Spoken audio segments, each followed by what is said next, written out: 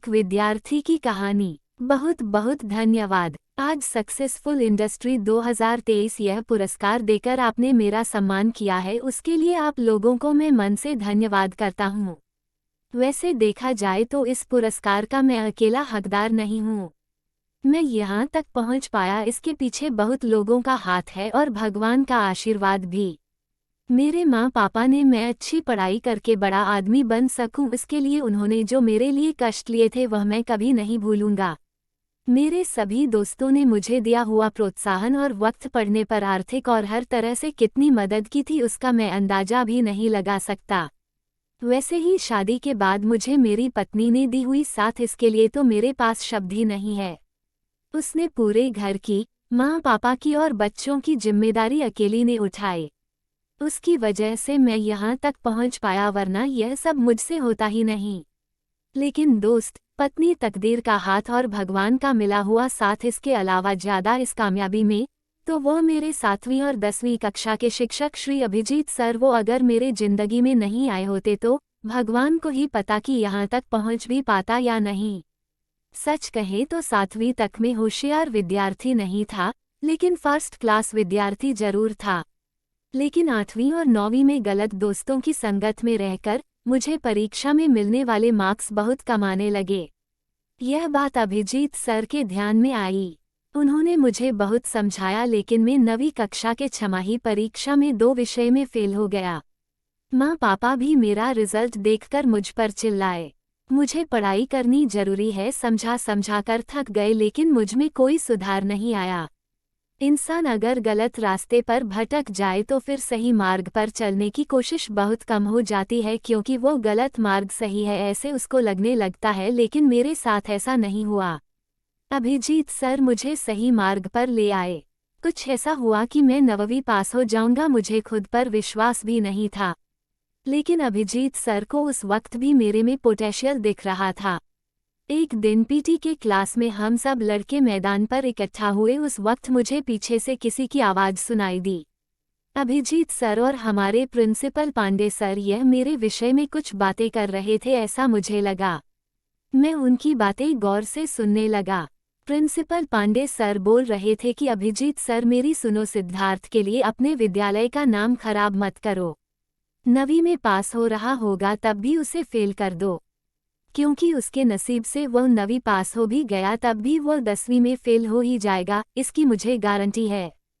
तभी Abhijit sir Pandey sir को बोले, सर मुझ पर विश्वास करो। अभी जरूर सिद्धार्थ 2 विषय में फेल हुआ होगा, लेकिन वो 10वीं की पढ़ाई अच्छे से करके अच्छे नंबरों के साथ पास हो जाएगा। उसमें बहुत पोटेंशियल है सर। अभिजीत सर का मुझ पर इतना विश्वास देखकर पांडे सर ने अभिजीत सर से एक शर्त लगाई। अभिजीत सर, अगर आपको सिद्धार्थ पर इतना विश्वास है तो फिर ठीक है, लेकिन वो अगर 10वीं में फेल होगा और उसकी वजह से हमारे विद्यालय का रिजल्ट खराब आया तो आपको आपके ओवर कॉन्फिडेंस की सजा समझकर खुद इस्तीफा देकर इस विद्यालय को छोड़ना होगा। बोलो मंजूर है आपको अभिजीत सर?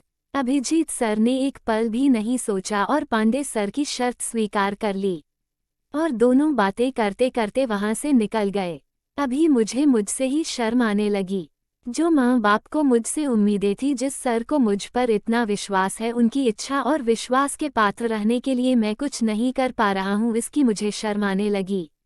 और उस दिन से मैं पढ़ाई करने लगा। रात दिन एक करके मैं 9वीं तो पास हो गया, लेकिन 10वीं में भी खूब मन लगाकर पढ़ाई करके अच्छे पेपर लिखे।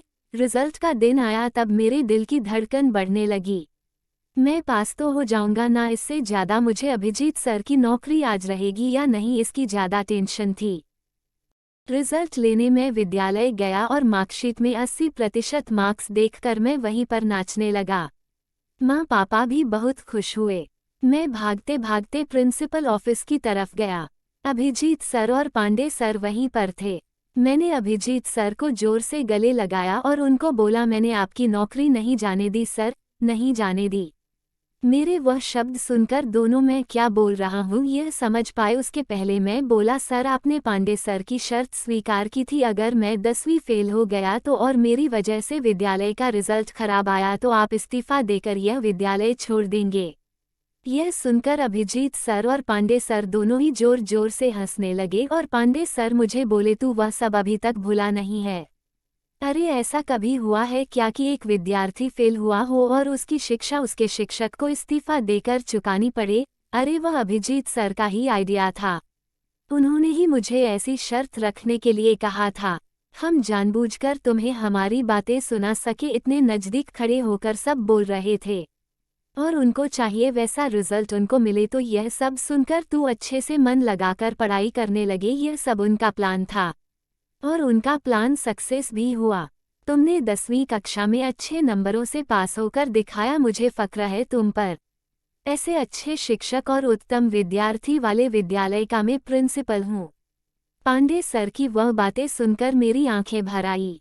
ऐसे शिक्षक मुझे मिलने की वजह से मैं यहाँ तक का रास्ता चल पाया, यह सब सिद्ध कर पाया। वह बोलते हैं ना कि अच्छा गुरु मिला तो शिष्य का जीवन सोना कर देता है। यह बात सच है।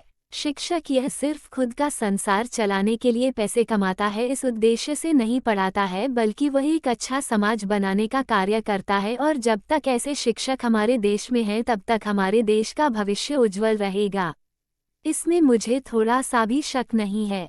आज अभिजीत सर हमारे साथ नहीं है, लेकिन वह जहाँ भी होंगे वहाँ से जरूर यह प्रोग्राम देख रहे होंगे। तो कृपा करके सब खड़े होकर अभिजीत सर को स्टैंडिंग ओवेशन देकर उनका सम्मान करें, ऐसी मेरी इच्छा है। सब लोग खड़े होकर तालियों की आवाज करते हुए एक सुंदर प्रोग्राम का अंत करते हैं। दिल में उतर जाने वाली नई नई कहानियां हम डेली पोस्ट करते रहते हैं और साथ ही ये कहानियां हमारे व्हाट्सएप ग्रुप पर भी शेयर की जाती है। आप चाहो तो इस ग्रुप से जुड़ सकते हैं। ऐसे अच्छे अच्छे ज्ञानवर्धक वीडियो के लिए वीडियो को लाइक एंड चैनल को सब्सक्राइब जरूर करें। वीडियो देखने के लिए आपको बहुत बहुत धन्यवाद।